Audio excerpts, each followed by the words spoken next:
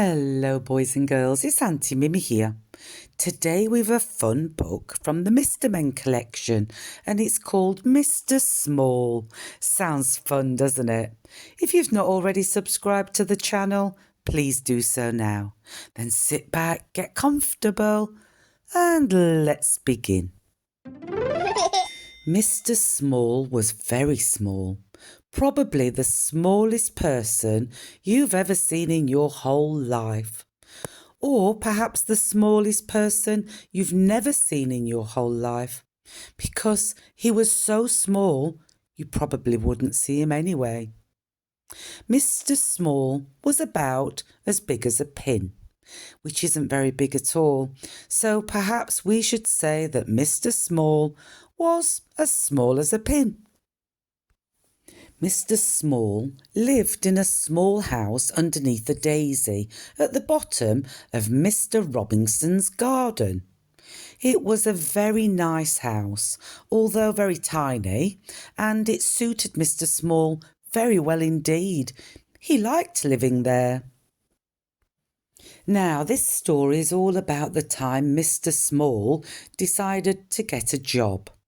The trouble was, what sort of job could Mr. Small do? After all, there aren't that many small jobs. Mr. Small had thought about it for a long time, but hadn't had any ideas. Not one. He was thinking about it now while he was having lunch. He was having half a pea, one crumb and a drop of lemonade. Mr. Small thought and thought while he was eating his big lunch, but it was no use. Thinking just made him thirsty, so he had another drop of lemonade. I know, he thought to himself, after lunch I'll go and see Mr. Robinson and ask his advice. So after lunch he left his house and walked to Mr. Robinson's house at the top of the garden. It was quite a long walk for somebody as small as Mr. Small, and halfway there he stopped for a rest. He sat on a pebble, feeling quite out of breath. A worm crawled by and stopped. "Good afternoon, Mr. Small," said the worm. "Good afternoon, Walter," said Mr. Small to the worm, whom he knew quite well. "Out for a walk, are you?" asked Walter. "Going to see Mr. Robinson," replied Mr. Small. "Oh," said Walter. "About a job," added Mr. Small. "Oh," said Walter the worm again, and crawled off. Walter was a worm of very few words. After he'd rested for a while, Mr. Small set off again and walked all of the rest of the way to Mr. Robinson's house without stopping once.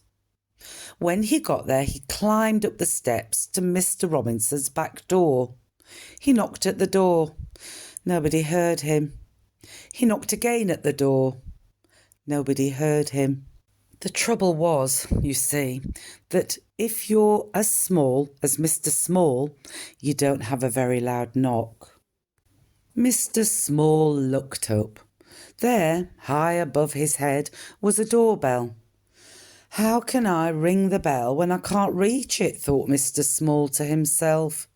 He started to climb up the wall, brick by brick, to reach the bell. He had climbed up 4 bricks when he made the mistake of looking down. "Oh dear," he said, and fell. "Bang! Ouch!" said Mr. Small, rubbing his head. Just then Mr. Small heard footsteps. It was the postman. The postman came to the door, posted his letters, and was just about to leave when he heard a voice. "Hello," said the voice. The postman looked down. "Hello," he said to Mr. Small. "Who are you?" "I'm Mr. Small," said Mr. Small. "Will you ring the bell for me?" "Of course I will," replied the postman in answer to Mr. Small's question, and reaching out he pressed the bell with his finger. "Thank you," said Mr. Small. "My pleasure," said the postman, and off he went. Mr. Small heard footsteps coming to the door. The door opened. Mr. Robinson opened the door and looked out. "That's funny," he said. "I'm sure I heard somebody ring the bell." He was about to shut the door when he heard a little voice. "Hello," said the voice. "Hello, Mr. Robinson." Mr. Robinson looked down and down. "Hello," he said. "What are you doing here?" "I've come to ask your advice," said Mr. Small to Mr. Robinson. "Well," said Mr. Robinson, "you'd better come in and have a talk." Mr. Small followed Mr. Robinson into the house and perched on the arm of Mr. Robinson's favourite chair. He told him how he couldn't think of a job that he could do. Mr. Robinson sipped a cup of tea and listened. "So you see," Mr. Small explained, "how difficult it is." "Yes, I can see that," said Mr. Robinson, "but leave it to me." Mr. Robinson knew a lot of people. Mr. Robinson knew somebody who worked in a restaurant and arranged for Mr. Small to work there, putting mustard into mustard pots.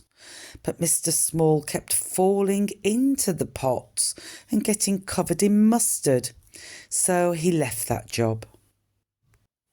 Mr. Robinson knew somebody who worked in a sweet shop and arranged for Mr. Small to work there, serving sweets.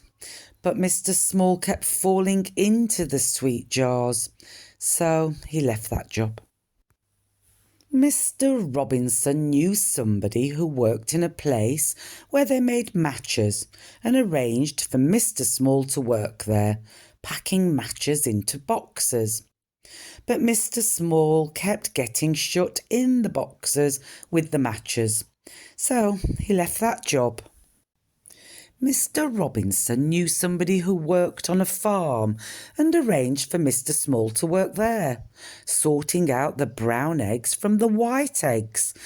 But Mr. Small kept getting trapped by the eggs, so he left that job. "What are we going to do with you, Mr. Robinson?" asked Mr. Small one evening. "Don't know," said Mr. Small in a small voice. "I've got one more idea," said Mr. Robinson. "I know somebody who writes children's books. Perhaps you could work for him." So the following day Mr. Robinson took Mr. Small to meet the man who wrote children's books. "Can I work for you?" Mr. Small asked the man. "Yes, you can," replied the man. "Pass me that pencil and tell me all about the jobs you've been doing. Then I'll write a book about it. I'll call it Mr. Small," he added. "But children won't want to read a book all about me," exclaimed Mr. Small. "Yes, they will," replied the man. "They'll like it very much." "And you did, didn't you?" Well, that was a wonderful little book today, wasn't it, boys and girls? I do hope you enjoyed it as much as I did.